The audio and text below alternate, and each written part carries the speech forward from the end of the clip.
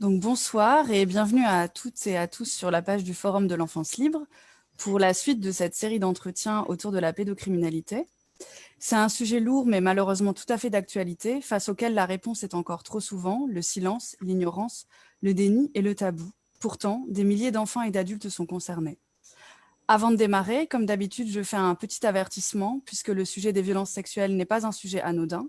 En parler ou en entendre parler peut réactiver des traumatismes ou mémoires passées. Si vous vous sentez déstabilisé et perturbé par ce que vous entendez, n'hésitez pas à mettre en pause la vidéo et à y revenir plus tard.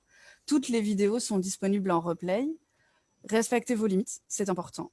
Pour être orienté vers une écoute, de la documentation ou un accompagnement thérapeutique, des ressources gratuites vous sont proposées automatiquement en cliquant sur l'onglet « Contacter par message privé » sur la page Facebook du Forum de l'enfance libre.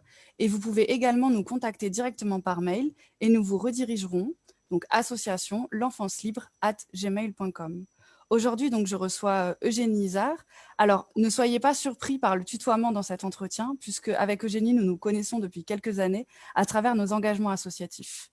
Voilà, donc Eugénie, tu es pédopsychiatre en ITEP, Institut thérapeutique éducatif et pédagogique professionnel pour adolescents, en plus d'exercer ton activité professionnelle également en libéral dans le sud de la France. Cela fait plus de 15 ans que tu t'intéresses très activement à la protection de l'enfance. Tu as publié de nombreux articles et ouvrages sur le sujet, dont le dernier en collaboration avec Maurice Berger et Hélène Romano, que l'on a reçu il y a quelques jours, et qui a pour titre « Les besoins fondamentaux de l'enfant, les connaître pour prévenir les traumatismes », publié donc en mai 2020. En 2014, tu contribues à la création du réseau professionnel pour la protection de l'enfance et de l'adolescence, que j'appellerai dans mes questions REPEA, dont tu es aujourd'hui la présidente. Merci d'être avec nous ce soir pour aborder avec nous ce fonctionnement et ce dysfonctionnement justement de ce monde de protection de l'enfance que tu connais si bien. Ma première question, c'est donc qu'est-ce qui t'a amené dans le secteur de la protection de l'enfance ? Donc, bonsoir à tous, bonsoir Ophélie, merci à toi de m'avoir invitée et d'organiser ce cycle de conférences. Alors, ce qui m'a amenée dans la protection de l'enfance, à m'intéresser à la protection de l'enfance, ça a été d'emblée mes premières expériences en tant que pédopsychiatre, où j'ai vite compris que la plupart des enfants qui allaient pas bien étaient quand même des enfants maltraités. Et j'ai surtout vite compris qu'il y avait de grandes difficultés, qu'on avait en tant que professionnel de grandes difficultés à les faire protéger. En particulier, je me souviens d'un petit garçon, alors que je débutais à peine en tant que pédopsychiatre, qui avait été agressé sexuellement par son père. En tout cas, il en avait tous les signes post-traumatiques, les réviviscences post-traumatiques pendant les séances. Et il n'y avait aucun doute au niveau de la clinique, il n'y avait même aucun doute au niveau de la clinique des symptômes physiques. Et malgré cela, il a été obligé de retourner chez son père quelques années plus tard, à l'issue d'un procès qui n'a pas pu aboutir. Et j'avoue que ça a été une expérience extrêmement douloureuse pour moi, pour lui, n'en parlons pas. Et je me suis promis à ce moment-là que je ne laisserai pas passer ça, parce que j'ai une éthique dans mon métier, et c'était inconcevable pour moi de pouvoir continuer en fermant les yeux sur ce qui était en train de se passer sous mes yeux, de ce déni qui était à l'œuvre et qui était en train de sacrifier des enfants. Mmh. Comment ne pas sortir de ce cadre, de cette éthique, quand on est pédopsychiatre et en même temps citoyenne ? C'est-à-dire ne pas sortir de ce cadre. C'est-à-dire de ce cadre de pédopsychiatre, alors qu'on est aussi citoyenne et qu'on a envie parfois peut-être d'aller plus loin et de protéger encore plus ses enfants. Oh, mais je crois qu'en tant que professionnel, on a encore plus d'outils que les citoyens pour tenter de protéger les enfants. Au contraire, on a déjà tous les outils qui nous permettent de comprendre que les enfants sont maltraités, ce qui n'est pas le cas quand on est citoyen et qu'on n'a pas la connaissance de l'enfance, et en particulier des troubles des enfants maltraités. On a aussi des outils au travers du signalement, des informations préoccupantes. Donc, les outils sont faits en France pour qu'on puisse signaler les maltraitances. La situation est plus compliquée après le signalement. Est-ce que tu peux nous parler de ce qui se complique après ? Ce qui se complique après, c'est que très rapidement, quand on fait un signalement ou une information préoccupante, bon, on essaye de la faire de qualité. Quand on a suffisamment de temps, en tout cas, on essaie de prendre le temps et de la rédiger pour qu'elle soit le plus compréhensible par tout le monde.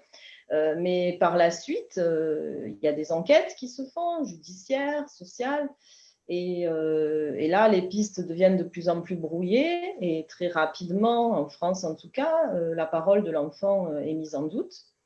Elle est mise en doute parce qu'il est rapidement suspecté de mentir, parce qu'il est rapidement suspecté d'être sous influence, et en particulier en France, on le suspecte rapidement d'être sous l'influence de sa mère. Hein, c'est plus rarement du père, c'est quasiment toujours de la mère qu'il est suspecté. Et donc, on met en doute toutes les révélations qu'il a pu faire et jusqu'aux signes cliniques pourtant les plus évidents. Selon toi, dans ta pratique, ça représente combien d'enfants dont les paroles ne sont pas écoutées, pas crues, et donc les plaintes sont finalement classées sans suite?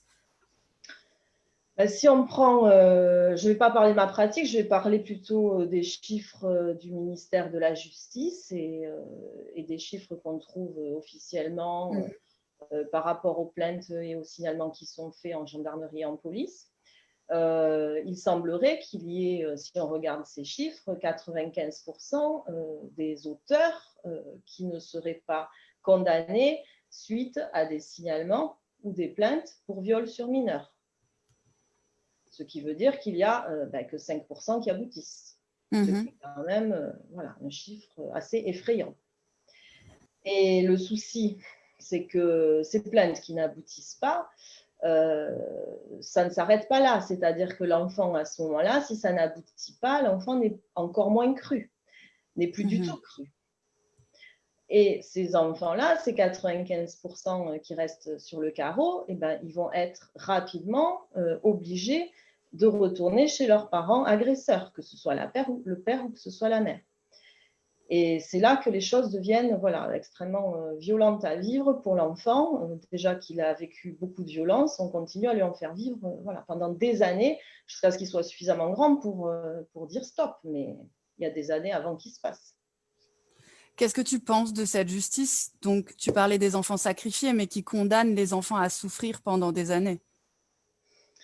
Moi, je pense que la justice doit avoir des soucis pour évaluer correctement ses enfants. Je crois qu'il y a le problème certainement des expertises, de la qualité des expertises dans certaines situations. Il y a le problème des moyens de la justice qui quand même est assez déplorable. Hein. Ils ont énormément de dossiers, pas le temps de tout traiter. C'est un problème aussi sociétal, et politique, c'est-à-dire qu'on n'a pas mis en place non plus le système adéquat pour prendre en charge tous ces enfants, que ce soit au niveau du soin, au niveau des évaluations, pour faire des évaluations correctes de ces situations-là, et pour prendre en charge les auteurs, que ce soit au travers de peines de prison ou que ce soit au niveau des soins. On n'a pas tout ce système en place pour pouvoir s'occuper correctement de toutes ces situations. Donc, effectivement, le psychisme humain étant ainsi fait, la solution de facilité, c'est le déni. C'est-à-dire, ça n'existe pas. Quand on est impuissant, la première défense qui est mise en place au niveau du psychisme, c'est le déni. Donc, on a tout le système qui est organisé pour faciliter ce déni, finalement. Et c'est vraiment un problème qui doit être politique et qui doit être pris en charge au niveau politique de façon correcte. Est-ce que tu peux donner un exemple? Comment ce déni se retrouve dans ta pratique?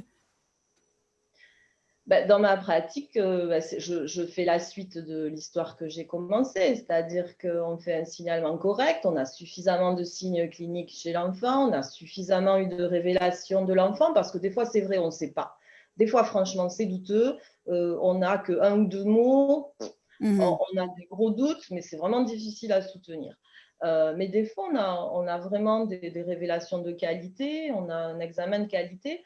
Et donc, on fait le signalement comme il se doit, mais malgré tout, viennent à ce moment-là s'immiscer des doutes et rapidement, souvent, un classement sans suite, après avoir entendu l'enfant, bien sûr, la police entend l'enfant, auditionne l'enfant. Et là, le déni se met en place pas seulement au niveau pénal, parce que bon, c'est dramatique, mais c'est surtout la suite, moi je trouve encore, qui est encore pire, c'est-à-dire au niveau de la justice civile, au niveau des JAF, des juges des enfants, où là, il va y avoir des suivis socio-judiciaires des enfants qui vont se mettre en place. Et là, ce déni va assez rapidement se renforcer de manière massive, avec l'idée que les mères sont dans ces cas-là aliénantes, que l'enfant est aliéné, et qu'il faut donc rapidement sauver cet enfant de cette mère supposée aliénante qui lui a fait raconter n'importe quoi.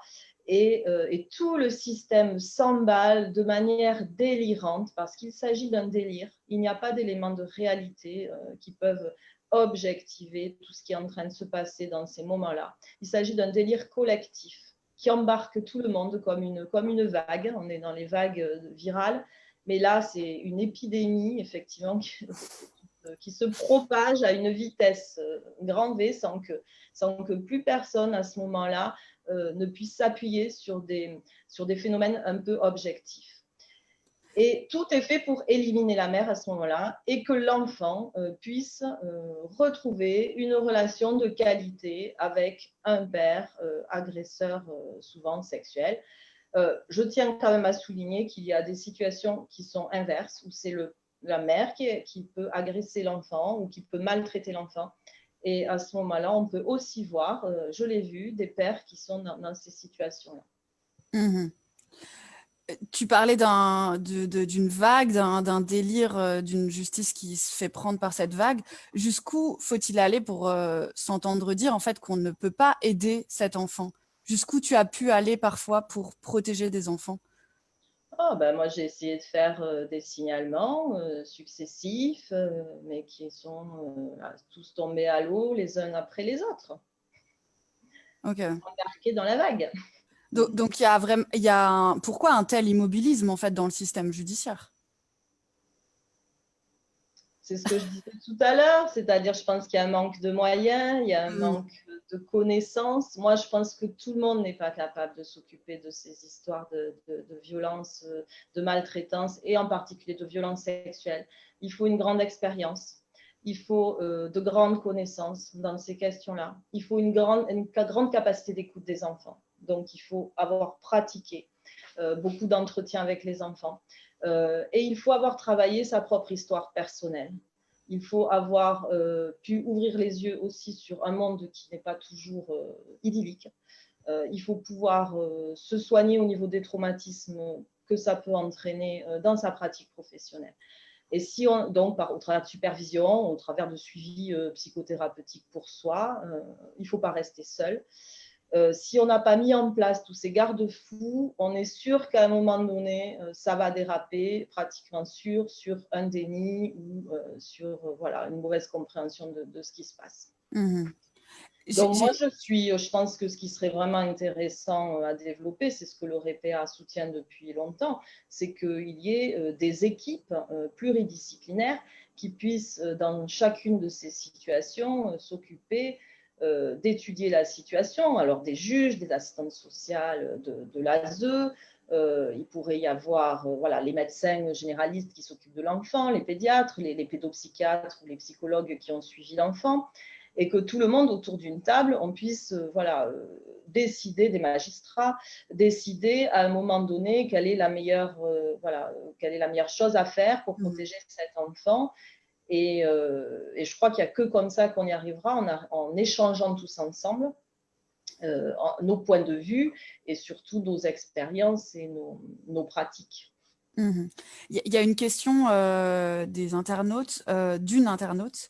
Pourquoi il y a cette insistance du lien avec le père agresseur?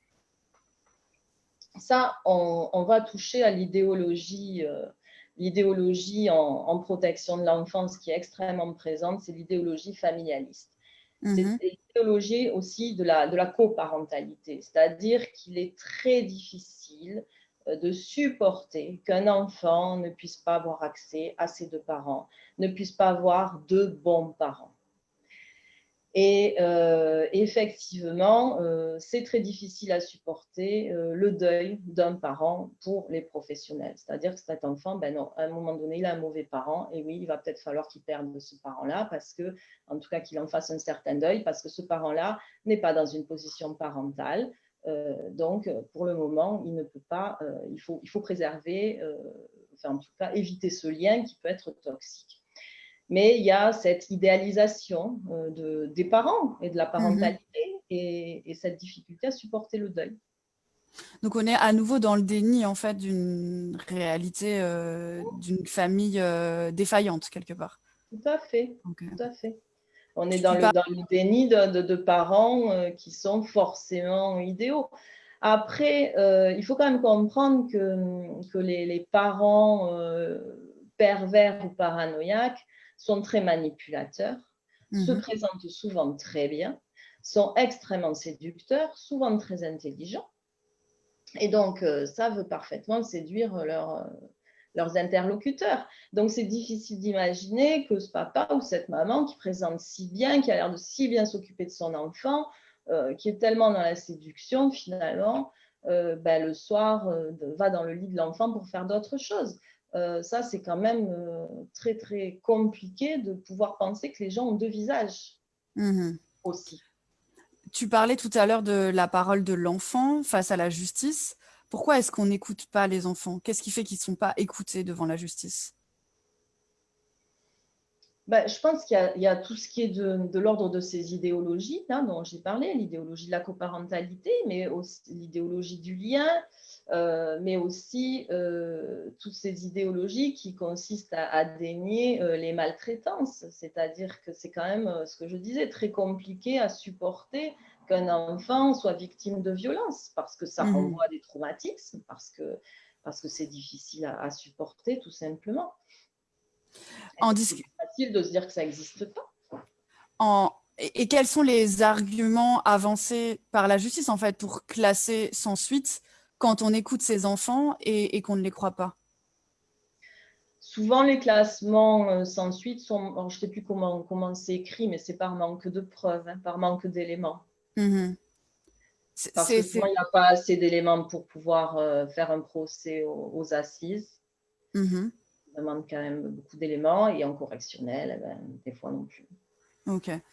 En discutant avec Hélène Romano, qu'on a reçue il y a quelques jours, elle m'a parlé du terme faux souvenir. Qu'est-ce que ça veut dire? Les faux souvenirs, Oui, les faux souvenirs. ça, c'est plutôt chez les adultes. Ok, elle parlait du fait que c'était utilisé dans la justice pour discréditer la parole de l'enfant. Oui, mais quand ils sont adultes, les faux souvenirs, c'est ce qu'on reproche. Deux secondes, hein, je vais faire une main.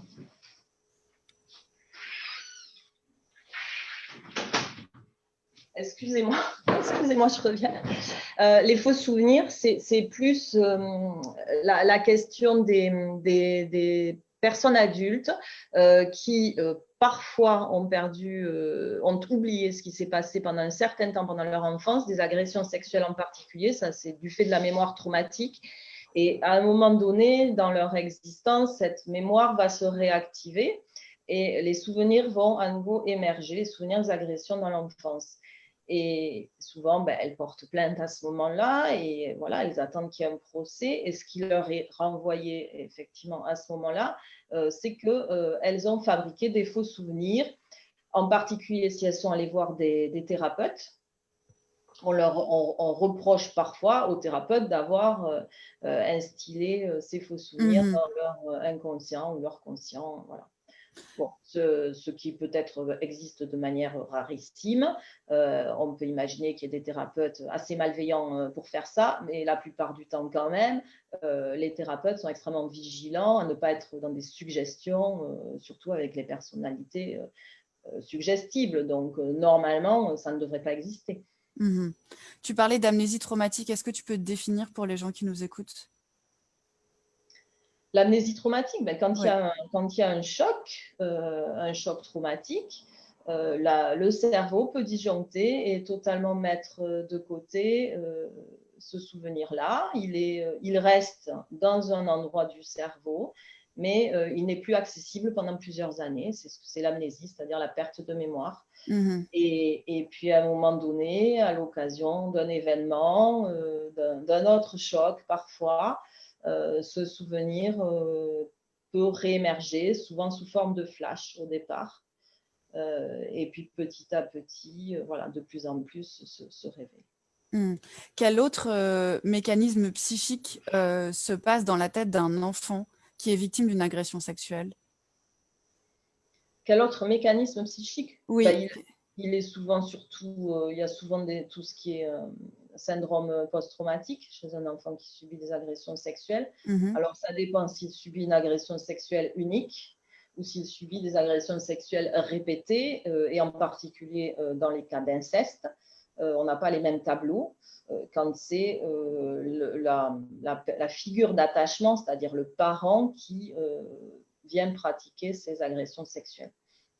Là, on a des tableaux de ce qu'on appelle les traumatismes complexes. Bon, je ne vais pas rentrer dans les détails, mais c'est des tableaux un peu différents avec vraiment une altération de la construction de l'identité de l'enfant à ce moment-là. Alors que sur un épisode unique, on a essentiellement des troubles post-traumatiques. Est-ce que tu peux expliquer ce que c'est un trouble de stress post-traumatique?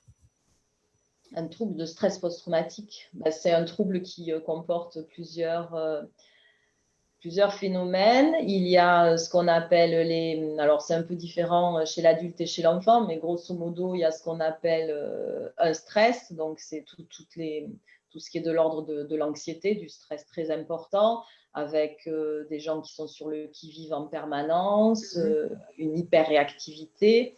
Il y a tout ce qui est réviviscence post-traumatique, c'est-à-dire ces choses qui reviennent en permanence dans la tête, les souvenirs post-traumatiques qui reviennent en permanence dans la tête de l'épisode traumatique. Il peut y avoir aussi beaucoup de cauchemars traumatiques, c'est-à-dire des répétitions de la scène quasiment à l'identique, voilà, dans la nuit. Il peut aussi y avoir après tous les symptômes dépressifs, voilà, suite à tout ce qui se passe. Ok. Et ensuite, et puis il y a aussi tout ce qui est, très important, tout ce qui est trouble de la mémoire et tout ce qui est dissociation, donc troubles cognitifs, et tout ce qui est aussi dissociation psychique qui peuvent aller même jusqu'à la dépersonnalisation. Cette dissociation, elle se manifeste comment? La dissociation, c'est un peu compliqué concrètement, en fait, chez un enfant qui est dissocié, quels symptômes on va avoir, quels troubles on va avoir? Alors, ça dépend des enfants et ça peut être vraiment de différentes façons. Mais ce qui est le plus courant chez l'enfant quand même, c'est cette sorte d'anesthésie affective et émotionnelle, qui est un signe de dissociation. C'est-à-dire que l'enfant se coupe de ses émotions. Ok. Enfin, il ne le fait pas exprès, c'est un processus défensif totalement inconscient. Et ça, en particulier chez les adolescentes, ça peut être très, très, très, très important et c'est un signe qui est très trompeur parce que finalement, des adolescentes sont capables de raconter des choses atroces sans aucune larme, sans aucune émotion. Et ça participe au fait que du coup, on a du mal à les croire parce que certaines personnes peuvent avoir du mal à les croire si elles ne sont pas au courant de ces signes, puisqu'elles peuvent se dire, mais enfin, elle n'a pas d'émotion, donc c'est pas possible qu'elle ait vécu ça. Si, justement, c'est parce que justement, elle a vécu ça qu'elle n'a pas d'émotion. C'est justement un signe. Comment est pris en charge un enfant victime de violence, du coup de victime de violences sexuelles? Comment il est pris en charge à partir du moment où on se rend compte qu'il se passe quelque chose dans la famille ou extra-familiale? Alors, ça dépend où se sont faites les révélations. Ça dépend si les révélations ont été faites à une tiers ou si elles ont été faites en intrafamilial. Ça dépend si la famille est séparée ou si elle est toujours ensemble, si le père et la mère sont toujours ensemble. Ça dépend si c'est un des parents qui est suspecté être l'auteur ou si c'est l'oncle, la tante. Enfin, il y a des tas de configurations différentes. Mais bon, en gros, ça se termine quand même très fréquemment par un signalement, une plainte. Un signalement et ou une plainte, je dirais. Et puis souvent, quand même, une consultation auprès d'un psychologue ou d'un pédopsychiatre. Mhm. Et à partir du moment où il y a une plainte qui est déposée, qu'est-ce qui se passe entre le moment de la plainte et le jugement qui est rendu ou classé sans suite? Est-ce que en quelques mots, tu peux décrire le processus pour les gens qui ne connaissent pas en fait et pour qui c'est flou? Alors ça dépend des juridictions, je dirais, parce qu'il y a des juridictions qui traitent assez vite, d'autres plus lentement. Mhm. Il y Est-ce a qu'il y a des étapes? En général, il y a l'affaire pénale qui, d'un côté, suit son cours. Donc, du côté de la plainte, le classement sans suite, il peut arriver au bout de 3 mois, il peut arriver au bout de 6 mois, il peut arriver au bout d'un an, il peut arriver au bout d'un an et demi aussi. Hein, j'en ai vu qui tardaient beaucoup. Bon, après, il y a peut-être d'autres dates. Hein, je n'ai pas vu tous les classements sans suite de France qui existent. Mais à ce moment-là, souvent, il va y avoir aussi en parallèle la justice civile qui va être saisie, souvent par les parents, donc le JAF ou le JE. Parfois, le Mhm. procureur va saisir directement le JE, le juge pour enfants. Et parfois, c'est un tiers qui saisit le juge pour enfants aussi directement. Et à ce moment-là, il y a aussi tous les services sociaux, bien évidemment, l'ASE, qui peuvent être aussi saisis et faire à ce moment-là une enquête. Ok. Et là, il va y avoir des enquêtes, des AEMO ou des investigations, observations éducatives de l'ASE ou des services socio-judiciaires qui font ensuite les AEMO, donc les suivis judiciaires. Bon, en Mhm. fait, c'est toute une machine extrêmement complexe avec énormément d'intervenants différents qui vont se succéder pendant les mois qui vont suivre. Mhm. Et on en arrive quand même avec, parfois au bout de 1 an et demi, 2 ans de suivi, à un enfant qui a à peu près déjà raconté 10 fois ce qui lui est arrivé à 10 intervenants différents et qui, en général, 9 fois sur 10 n'a pas été cru d'ailleurs. Donc, en plus, Mhm. il a raconté pour rien du tout. Et ce dysfonctionnement-là que les enfants répètent en fait leur histoire en permanence, etc., ça veut dire que les professionnels ne sont pas formés à accueillir la parole de l'enfant au sein du système judiciaire? Non, c'est pas. Je ne crois pas que ce soit parce qu'ils ne sont pas formés. C'est le système qui est complètement aberrant et qui fait qu'il y a énormément de professionnels qui sont amenés à se succéder dans ces prises en charge. Il suffirait qu'il y ait une équipe spécialisée dès le départ qui s'en occupe, qu'il y ait un intervenant éventuellement au niveau du suivi socio-judiciaire et que l'enfant ne rencontre pas toutes ces personnes-là différentes. Mhm. Pour arriver à simplifier les choses, à vraiment simplifier. Là, il y a trois juges des fois sur ces affaires. Il y a 3 juges, des fois il y a je ne sais pas combien d'éducateurs, un de l'AMO, un qui a fait l'investigation avant, un de l'ASE, les assistantes sociales de l'ASE qui sont aussi passés, et au niveau des soignants aussi, hein, des fois on peut se retrouver hyper nombreux. Bon, voilà. Donc il faudrait vraiment arriver à faire des structures d'accueil pour ces enfants Mhm. stables, où tout pourrait se faire là, jusqu'aux soins, jusqu'au suivi, l'évaluation, le soin, Au- et, au- et qu'on puisse en même temps, effectivement, trouver des moments pour discuter, pour faire des équipes pluridisciplinaires et que la justice s'accorde avec le soin et que le soin aussi puisse, bien évidemment, communiquer les choses à la justice. Aujourd'hui, quel système de soins existe pour les victimes d'enfants? Les Ben, victimes enfants, pas les victimes d'enfants, pardon pour le lapsus. Les victimes oui, enfants. oui, les enfants victimes. Oui. Eh ben, il y a les psychologues qui sont formés au psychotraumatisme et Mhm. les pédopsychiatres aussi qui peuvent suivre ces enfants-là.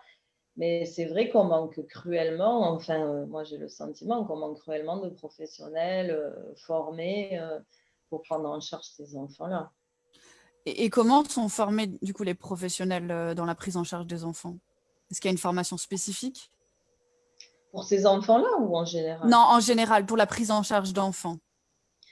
Oui, ben nous, en tout cas en psychiatrie, on fait une spécialité qui est la pédopsychiatrie. Donc, Mhm. on est en partie formé. On se forme quand même. Après, ce n'est pas juste la formation, c'est aussi la pratique qui fait qu'on Mhm. devient à un moment donné quand même plus compétents pour s'occuper des enfants.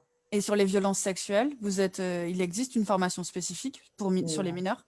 Non. Enfin, pas dans notre cursus de pédopsychiatre. Les psychologues, je ne sais pas, il faudrait leur demander, mais je pense qu'ils ne doivent pas avoir une formation très importante.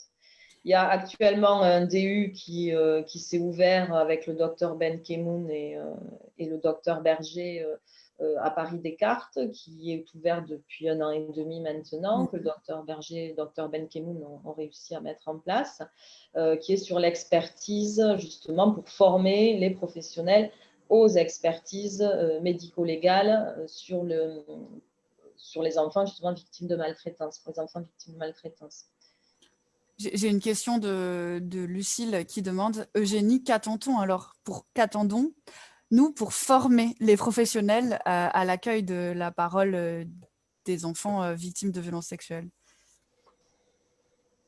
Il y a des professionnels qui sont formés, mais on peut pas, je crois que c'est quand même compliqué de former tous les professionnels de France à ça.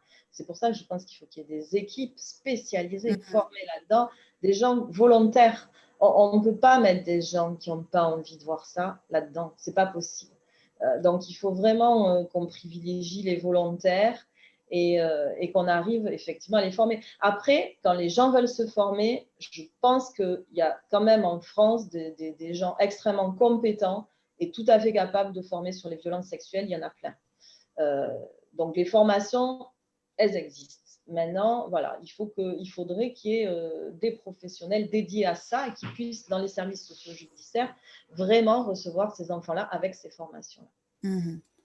Dans ton ouvrage que tu as co-dirigé avec Hélène Romano, Danger en protection de l'enfance, vous parlez du déni et des instrumentalisations perverses. Est-ce que tu peux nous en donner quelques exemples?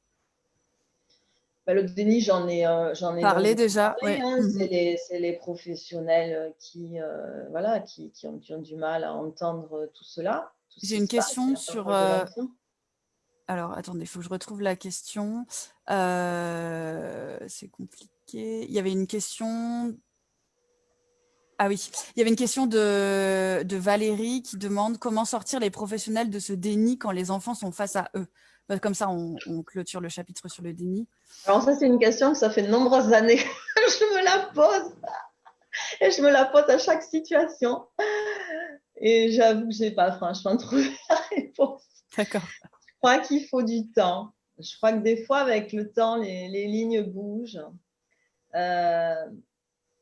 Mais je crois que personne ne peut sortir personne du déni s'il ne veut pas en sortir lui-même. Et quand il est pris dans un système qui renforce encore plus son déni, c'est encore plus compliqué. Souvent, quand même, ce qui marche le mieux, je dirais, c'est de faire intervenir du tiers.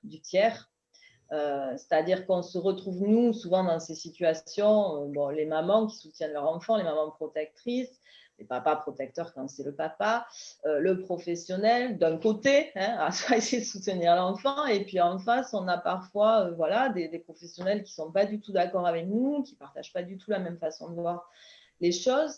Et on est vraiment les uns contre les autres dans ces moments-là. Il y a presque une répétition des lignes de clivage qui existent dans ces familles-là. Et c'est vrai que ce qui peut permettre quand même de sortir un peu ces situations de ces affrontements, de ces affrontements avec ces clivages, c'est quand même d'arriver à faire à un moment donné intervenir un tiers extérieur qui vient éclairer peut-être parfois autrement la situation et ça remet des fois un peu de lucidité dans ces affaires. Oui.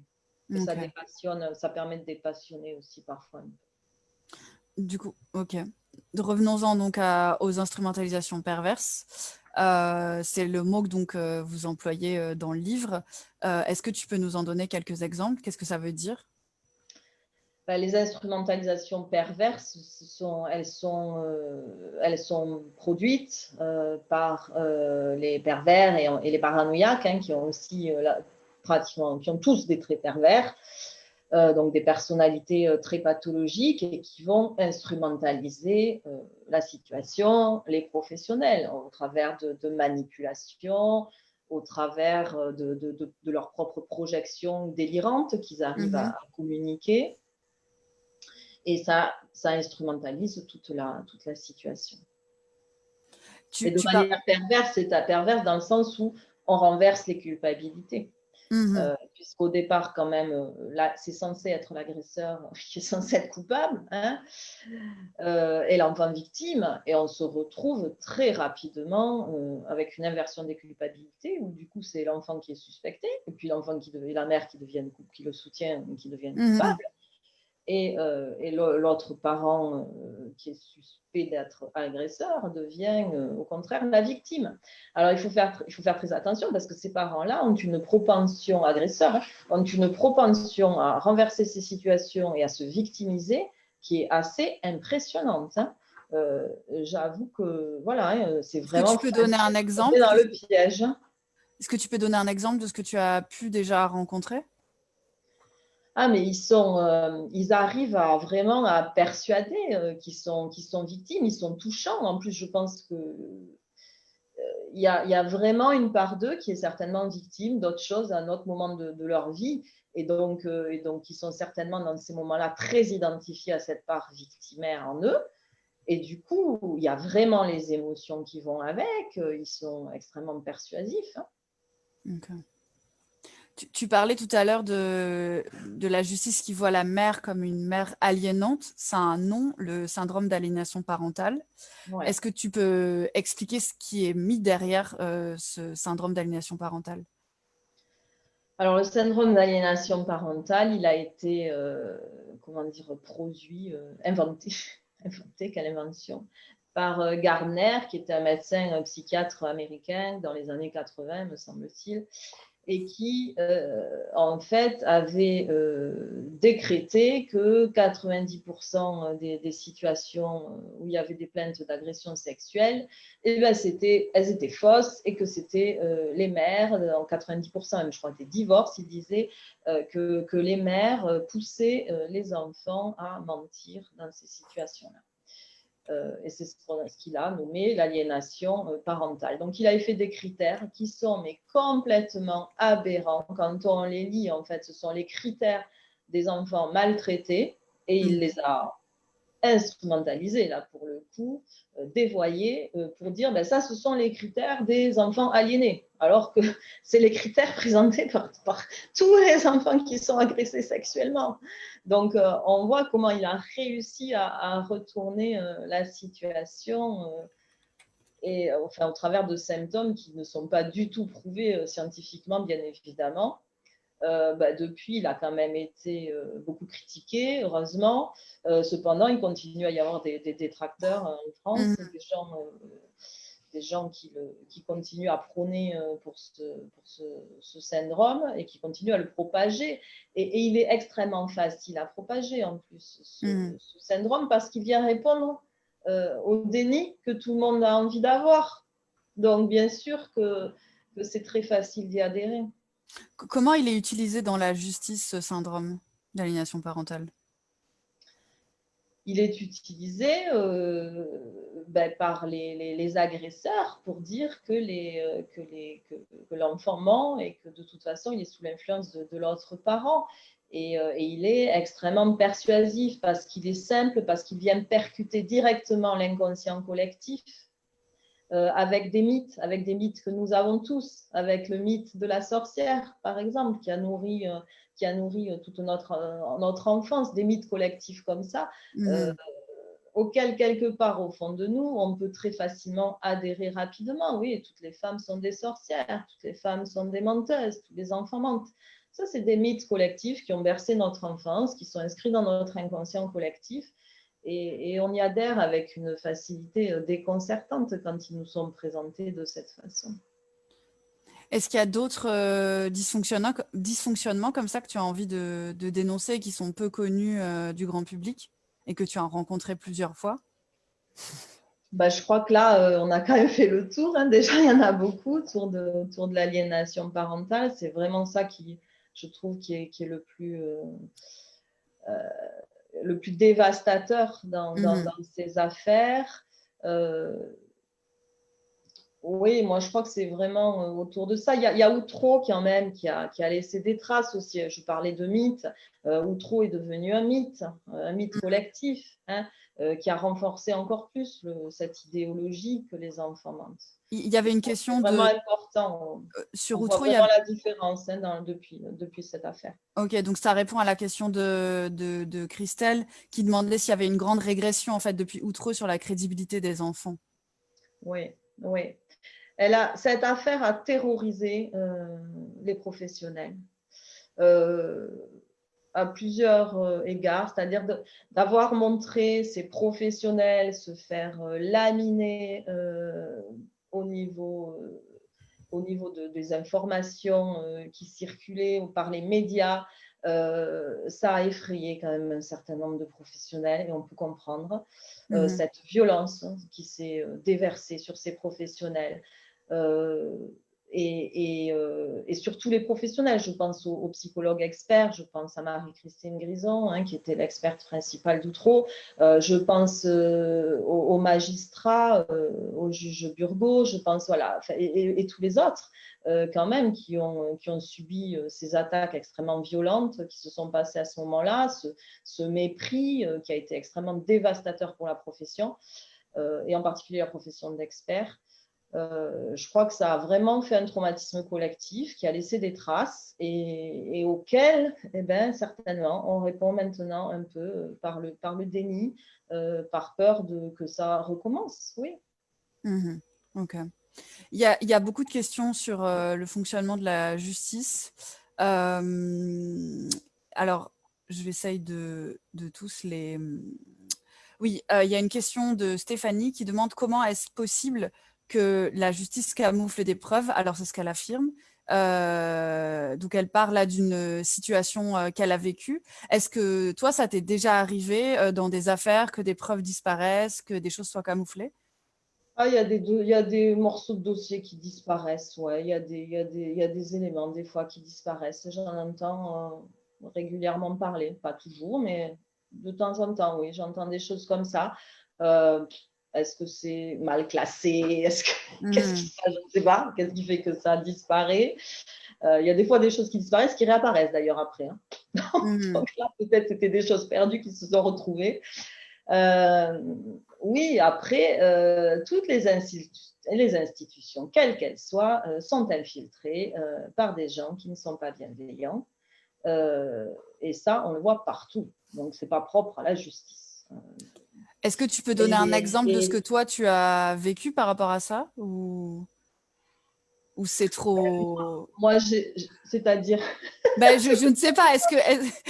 Non, non, mais je demandais un exemple concret. Est-ce que tu as une situation qui te revient en tête sur ce que, qui pour rejoint ce que tu es en train de des dire? preuves camouflées, non, moi, j'ai des situations où on m'a dit, voilà, telle lettre a disparu, tel truc a Mhm. disparu. Voilà, ça, je l'ai entendu quelques fois, mais c'est pas ça forcément qui a fait chavirer à chaque fois ces affaires-là. Enfin, moi, en tout cas, Mhm. j'ai pas vu de choses comme ça, mais bon, peut-être ça existe, hein, bien sûr que ça doit exister, comme partout, c'est ce que je dis. De toute façon, il y a toujours des possibilités que ces institutions soient infiltrées par des gens malveillants et qui sont Mhm. là pour cacher les preuves, les enlever. Pourquoi pas? Il y a des gens, il y a des entraides hein, dans tous les systèmes, dans toutes les institutions, il y a des gens qui s'entraident et il y a certaines entraides dans ces milieux-là aussi.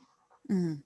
Il y a une question d'Aurélie qui demande pourquoi, lors du droit de plainte, on n'oriente pas et on n'accompagne pas d'emblée les parents protecteurs qui, pour elles, sont victimes directes et collatérales, et si la création d'un centre pluridisciplinaire permettrait de gérer en fait cette situation. Ah bah oui, ça serait le but. Ça serait le but, bien sûr, que l'enfant soit évalué, soigné et qu'on soigne bien évidemment le parent protecteur avec lui. Parce que les Mhm. traumatismes sont toujours des traumatismes familiaux, même ces affaires. Il y a une autre question par rapport aux parents protecteurs, c'est comment on reconnaît un parent incestueux d'un parent protecteur, car c'est parole contre parole, et souvent le parent, comme tu le disais tout à l'heure, pervers, manipulateur, est très convaincant. Ben justement, justement, ça c'est un trait.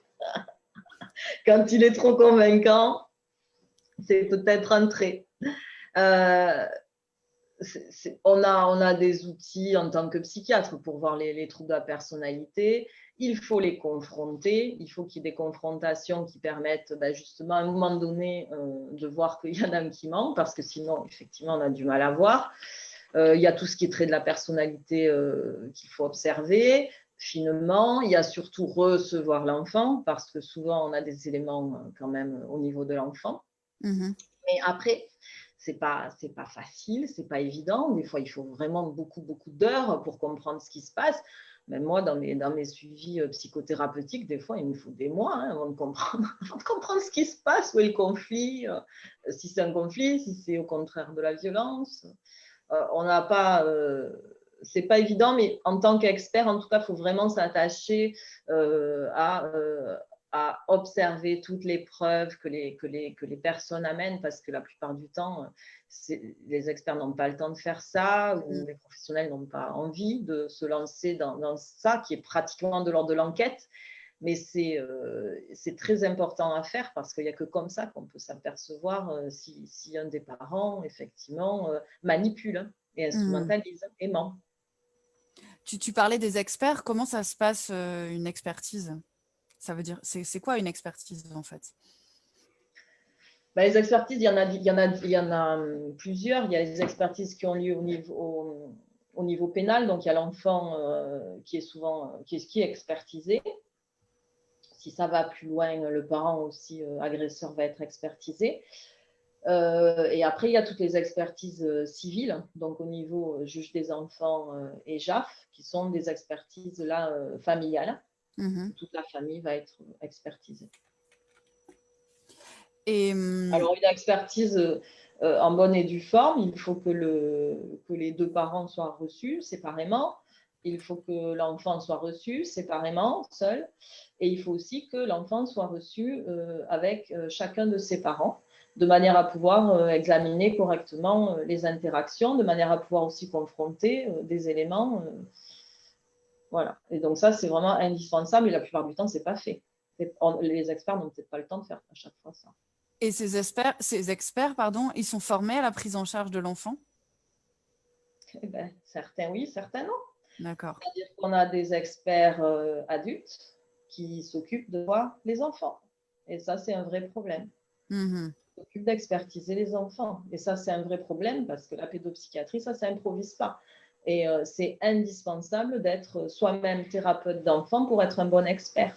On ne peut pas être expert si on n'a pas une pratique de thérapie auprès des enfants. Enfin, moi, c'est mon avis. Il faut pouvoir suivre des enfants victimes, voir leur évolution, comprendre les signes qu'ils présentent. Il faut avoir une grande expérience là-dedans pour pouvoir recevoir des enfants en expertise autour de ces agressions, et en particulier les agressions sexuelles. Pourquoi n'es-tu pas experte? Je ne suis pas experte parce que je me suis présentée 2 fois. J'en rigole, mais il ne faudrait pas. Je me suis présentée 2 fois sur la liste des experts à Toulouse, et ils ont jugé que ma candidature, manifestement, n'était pas recevable pour être sur la liste des experts. Est-ce que ton engagement peut être un frein, par exemple, pour devenir expert ou pour être... Oui, voilà, c'est ça. Je ne suis pas dans leur tête. Je ne sais pas pourquoi ils me refusent. Je ne peux faire que des hypothèses. Très bien. Soit, en tout cas, je ne suis pas probablement quelqu'un de valable pour eux, soit du fait de ma trop bonne expérience, soit du fait de mon engagement, auquel cas j'ai du mal à comprendre ce type de raisonnement, parce que je suis engagée auprès des enfants, auprès de la protection des enfants. Ça devrait être notre principe fondateur à tous. Ça ne l'est pas. Et c'est pour ça que j'ai été obligée de prendre cette place. Je m'en serais passée, vraiment. Et je ne comprends pas qu'on puisse reprocher à qui que ce soit son engagement pour protéger les enfants, dans la mesure où c'est un engagement qui est cohérent, où c'est un engagement qui est objectif et qui est éthique. Est-ce que ton engagement dérange dans ton métier? Je crois que tous les engagements dérangent dans tous les métiers. Je crois que ce n'est pas propre à mon métier. Je crois que les gens qui sont engagés font toujours peur.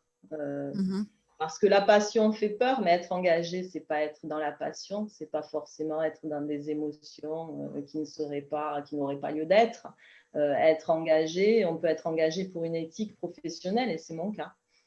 Tu parlais de reproches, c'est quelque chose. Alors, tu n'es pas obligé de répondre à la question si tu ne le veux pas, mais tu parlais de reproches tout à l'heure. Est-ce que c'est quelque chose qu'on t'a déjà reproché, cet engagement? Oui, oui, oui. Souvent, je m'entends dire que de toute façon, je ne suis pas crédible parce que je suis militante, par exemple. Voilà. Ok. Donc, Donc, ça oui, ça, discrédite. c'est des retours que j'ai eu entendus. Mais je ne suis pas militante. Je ne sais pas ce qu'ils imaginent. Ils doivent m'imaginer en Amazon. Je n'en sais rien. C'est pas du tout mon cas. Je suis juste là pour faire correctement mon travail et aller jusqu'au bout de ce que me permet de faire mon travail. Le livre que tu as coécrit avec Hélène Romano, préfacé par Maurice Berger, qui s'appelle, je le disais tout à l'heure, Danger en protection de l'enfance. Pourquoi avoir utilisé le mot danger? Danger, ben, parce qu'on alerte justement sur des dangers d'enfants qui ne sont pas protégés. Est-ce que tu dirais que c'est un échec de la protection de l'enfance? Oui, ben, je vais suivre Maurice Berger qui a déjà écrit un livre il y a plusieurs années sur l'échec de la protection de l'enfance. Même si on est maintenant dans un domaine quand même différent, c'était pas ça forcément qu'il avait désigné à cette époque-là, puisqu'on était plus sur la protection de l'enfance autour des lois qui étaient aussi en train de se faire. Mais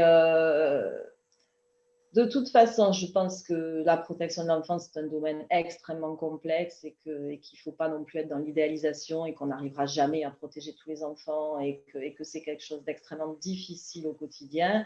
Mais je pense qu'on peut vraiment s'améliorer et qu'il y a en tout cas des dangers qui sont identifiés, qu'on a pu identifier. Et ces dangers qu'on a pu identifier, je pense que ça serait assez facile de pouvoir y répondre autrement. Je me suis perdue parce que je lisais les commentaires, je suis désolée. Quel regard... Ah oui, pardon. Quel regard portes-tu sur la place des organismes internationaux dans la protection de l'enfance? Donc, hors de la France. C'est une question, ça? Oui, c'est une question, ouais. Ah ben, en fait, je les connais pas, donc je sais pas. Le Ok. regard, c'est ils doivent rester certainement pas très. On doit pas trop les entendre parce que moi, je les connais pas. Très bien. J'ai eu beaucoup de questions parce que tu parlais de preuves dans les violences sexuelles sur mineurs. Peut-être tu peux rappeler ce que c'est une violence sexuelle sur mineur dans la loi, ce que ça veut dire? Une violence sexuelle sur mineur. Ce sont Ouais.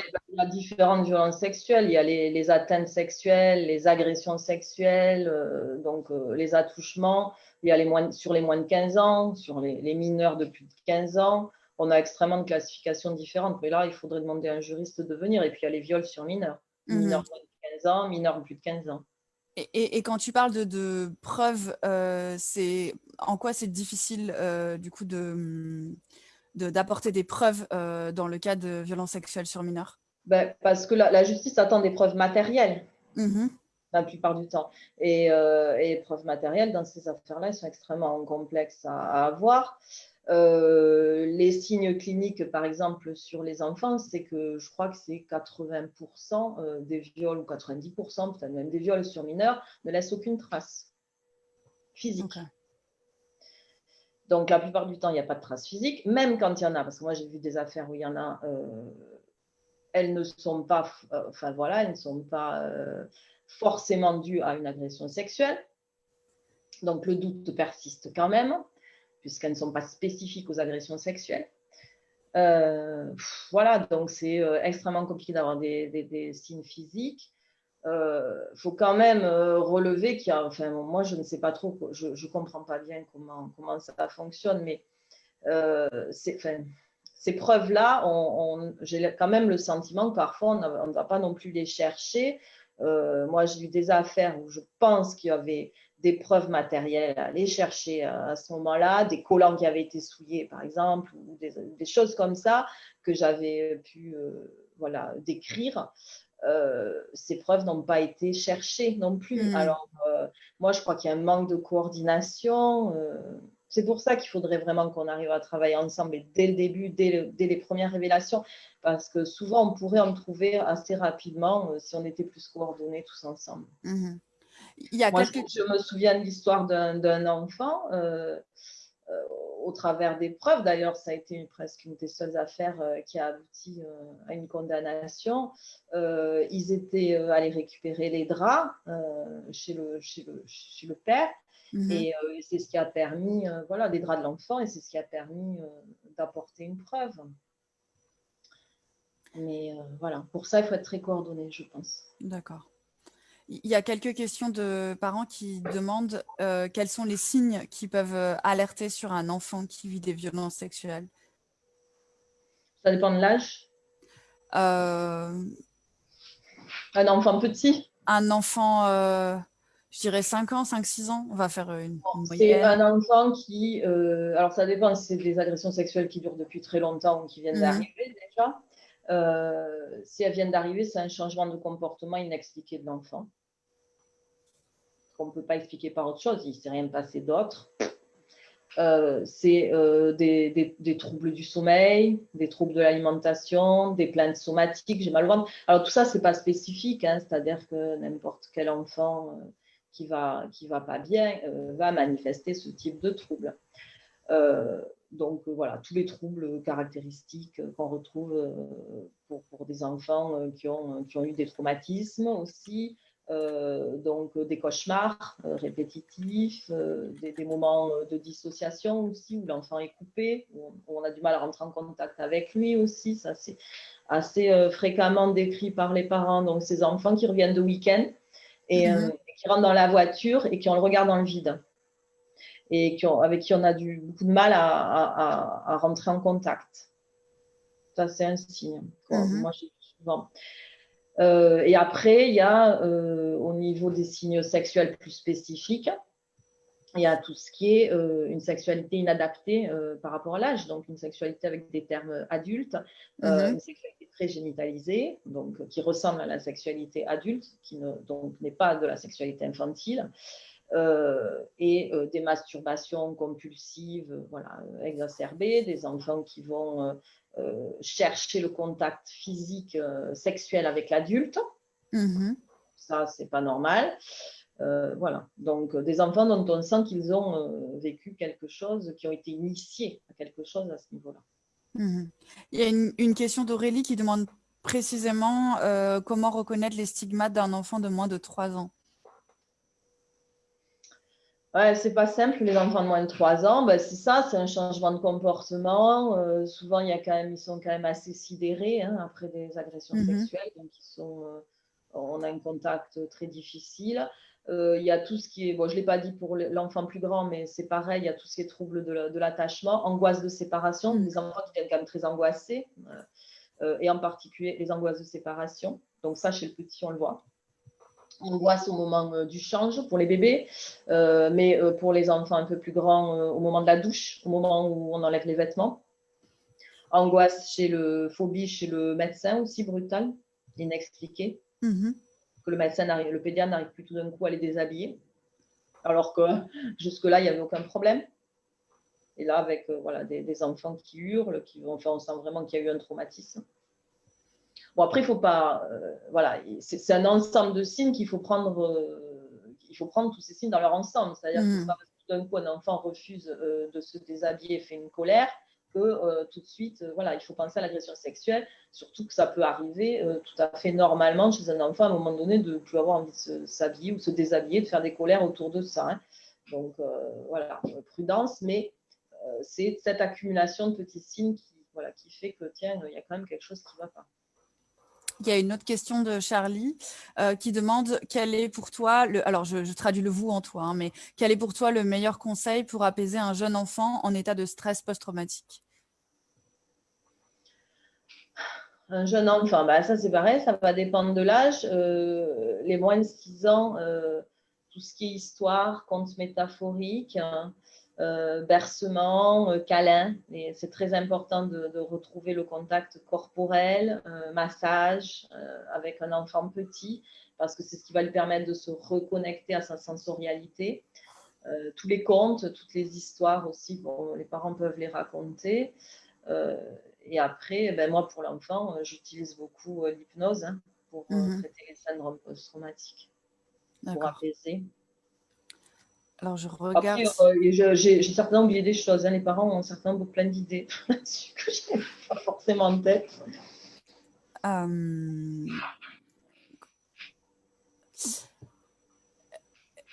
Les dessins aussi, tout ce qui est les faire dessiner, tout ce qui est créativité. C'est très important chez les enfants traumatisés de développer leur imaginaire et leur créativité.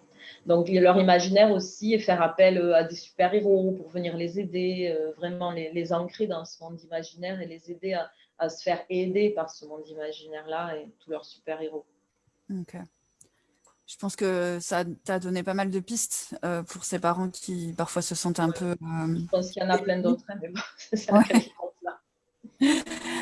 On arrive donc à la fin de l'entretien. Il me reste encore quelques questions. N'hésitez pas à poser des questions si vous en avez encore. Il est encore temps.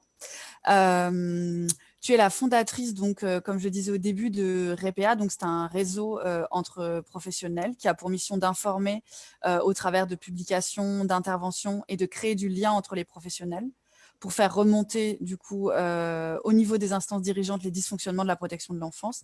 Qu'est-ce qui te paraîtrait pertinent dans la prise en charge en tant que, tu parlais tout à l'heure, alors, en tant que fondatrice de REPEA, qu'est-ce qui te paraîtrait pertinent à mettre en place? Un projet. D'accord, un projet pour améliorer C'est ça. l'évaluation et le soin des enfants C'est ça. maltraités. Un projet qui permet de mieux évaluer les enfants maltraités, de mieux les prendre en charge rapidement lors de la découverte de ces maltraitances. Et donc, l'idée qu'on a eue tous ensemble au niveau du REPEA, c'est de créer un centre de référence pour les enfants maltraités, justement, un centre pluridisciplinaire qui pourrait être vraiment en contact extrêmement serré avec la justice, avec les instances sociales et qui permettrait de protéger rapidement les enfants, de les évaluer bien sûr avant rapidement, de les protéger rapidement avec des évaluations de qualité, des professionnels qui seraient formés, qui pourraient faire aussi de la formation, en tout cas dans le psychotrauma et sur ces questions-là. Et de pouvoir prendre en charge avec des outils voilà, qui sont adaptés pour ces enfants-là. Moi, je pense à l'hypnose, à l'EMDR, voilà, associé à des prises en charge de soutien et psychothérapeutiques. En tout cas, de toute façon, je pense que c'est très intéressant pour ces enfants-là que les prises en charge soient diversifiées. Tout ce qui est aussi créativité, stimuler la créativité par le dessin, la musique, c'est très opérant aussi. En tout cas, voilà, qu'il puisse y avoir un traitement du psychotrauma le plus rapidement possible pour qu'il y ait le moins de séquelles possible derrière. Mais la première chose à faire, c'est de les protéger parce que aucun soin ne peut faire pansement sur un enfant qui n'est pas protégé. On laisse des plaies béantes qui continuent à saigner et aucun soin ne peut arrêter cela. Ok. Est-ce qu'on peut t'aider, vous aider dans la mise en place de ce centre de référence? Il y a actuellement sur make.org une campagne qui est faite pour la protection des enfants, une campagne grande cause enfance. Donc, oui, vous pouvez aller voter pour les propositions qui vous intéressent. Et on a mis, nous, le REPEA, on a mis cette unique proposition de création d'un centre de référence et qui va, si elle aboutit, permettre peut-être que ce projet puisse être financé et aboutir. Mhm. Tu parlais de la formation des professionnels. Il y a une autre question. Alors, je ne vais pas lire le prénom parce que j'ai peur de l'écorcher. Les écoles sont aussi un lieu où l'enfant passe beaucoup de temps. Est-ce qu'ils feront partie des professionnels? Est-ce qu'ils font partie des professionnels à former? Je crois qu'on peut faire on peut les former pour qu'ils puissent en tout cas détecter, bien sûr, Mhm. détecter les violences, signaler correctement, recueillir. Ils peuvent être amenés à recueillir la parole des enfants, être les premiers à recueillir cette parole-là. Donc oui, il faut en tout cas que dans les équipes, il y ait peut-être une ou deux personnes formées à ça, qui puissent être à l'écoute s'il y a un enfant qui a besoin de parler ou qui commence à révéler des choses. Oui. Est-ce que tu y crois encore aujourd'hui à tout ce combat? Comment répondre à cette question? Ah, je crois que je me la pose pas en fait. Je crois que je me la pose pas. Je crois que l'important, c'est de continuer à faire ce en quoi on croit. Mhm. Et moi, je crois que de toute façon, que ça aboutisse ou que ça aboutisse pas, notre place, elle doit être d'en continuer ce en quoi on croit et les convictions qu'on a, et en particulier nos convictions éthiques. Donc, moi, je fais ce que j'ai à faire. Et puis, adviendra ce qui adviendra. De toute façon, ça ne sera pas de ma responsabilité. Merci beaucoup d'avoir été avec nous ce soir, Eugénie Izard.